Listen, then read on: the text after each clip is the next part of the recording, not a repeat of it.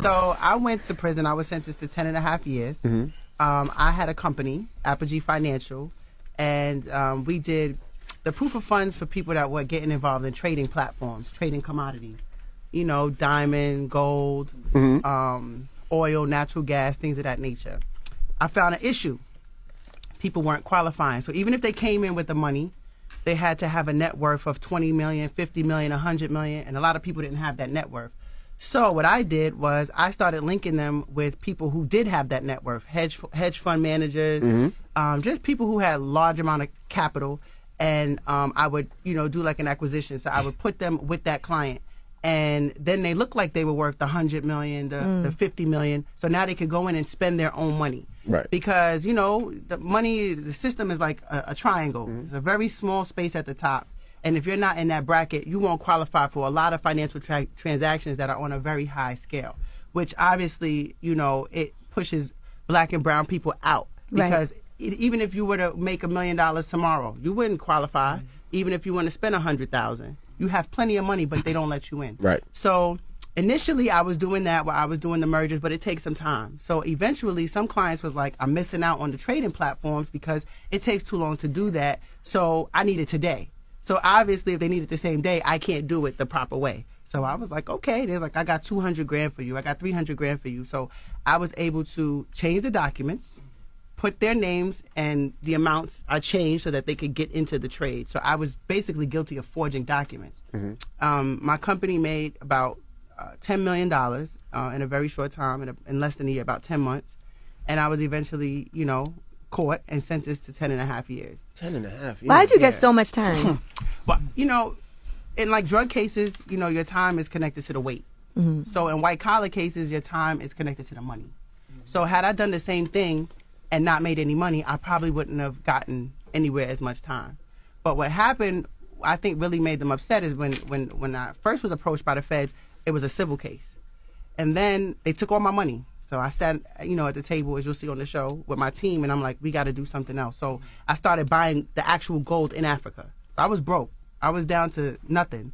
Sent my guys to Africa, in another 6 weeks, we were back in the millions again. Started buying gold. You buy a kilo of gold back then was 10, 11,000 from Sierra Leone, and I was flipping it right here in New York, So what's illegal about that? That wasn't illegal. Okay. But it made them mad because they took all my money and they wanted me to just be done. So now they get mad. Yeah, they get mad when you keep reinventing yourself and rolling so they out. Be mad at your shoulder. Yeah, I mean they might, but the thing about wealth is that when you find a formula, you can apply it to anything. It doesn't really matter what you're buying, what you're selling, what you're doing. If it's a service or a product, as long as you know the formula, whether it's real estate, whatever it is, if you know it, you can do it. So they got upset because, I guess they wanted to destroy me. They wanted to feel like I was defeated because they took all that money. They seized like $6.5 million. And, You had $6.5 million? I had $10 million. Oh, you was balling. And I was only 24, 25 at the time. And, my entire team was black. Sal, Weezy, we all went to federal prison. I got the most time, and then, they got time right under me. But I think they were more upset that when they seized those funds that I was able to find something else to do.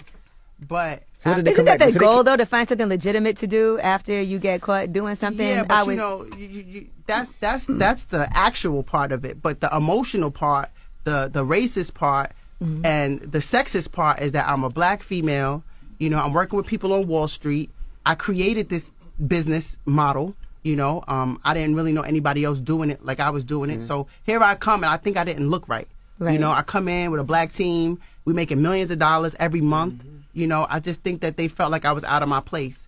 And when I was sentenced, I'm going to tell you something really crazy. I was on a bus going from court. They remanded me, and I was going to MDC Brooklyn. And while I'm on the bus going to MDC Brooklyn, the U.S. Marshals bus gets pulled over. I'm in the cage. I'm the only girl on the bus. It's all the men on there. And I'm in the cage, and the bus gets pulled over. Like, who's pulling over the U.S. Marshal bus? It's the Secret Service. They pull over the bus, they get on the bus, and they ask for me. So now I'm shook. I'm like, I'm already going to prison. What do they want? So they come on the bus, and they get me off to put me in the car with them. Still going to MDC just to talk shit. Like, oh, you just had to go to Africa. I didn't go personally, but they knew I sent my team. Oh, you just had to go. You just couldn't sit down. That's why we charged you criminally. And, you ain't the boss lady no more. I'll never forget those words. That's what he said. It was, you know. They probably tried to break your spirit. And they probably tried to break you mentally.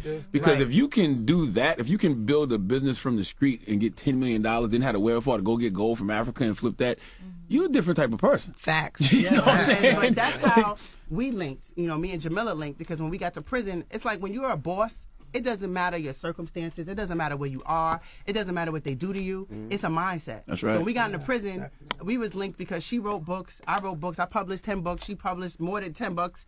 And we linked, and then I started getting back into my music, writing my music, and, you know, people just started recognizing us from the street. Yeah, you know? but we also noticed the discrepancies in our case as far as the time we got. Right. So, like, we got more time than any of the cats on Wall Street. So I got 12 and a half years, she got 10 and a half years, and we looked at our stories and the amount of money that we was able to make and the things we were doing. It was just, like, crazy to see the discrepancies. And on my sentencing, Jay, the judge basically told me, how dare you, you know, go into Alpine and Saddle River, why you didn't go into East Orange and Newark? Whoa. So he basically made a distinction, like, okay, so because you ain't playing the hood and you want to play in my area, this is what I'm going to do. And Chris Christie was my U.S. attorney. I told you guys that. And on my sentencing day, he said justice has been served in America because I got all the time and the white boys got none. How dare you black people do white collar crimes? Y'all know better than that. All of us. You know?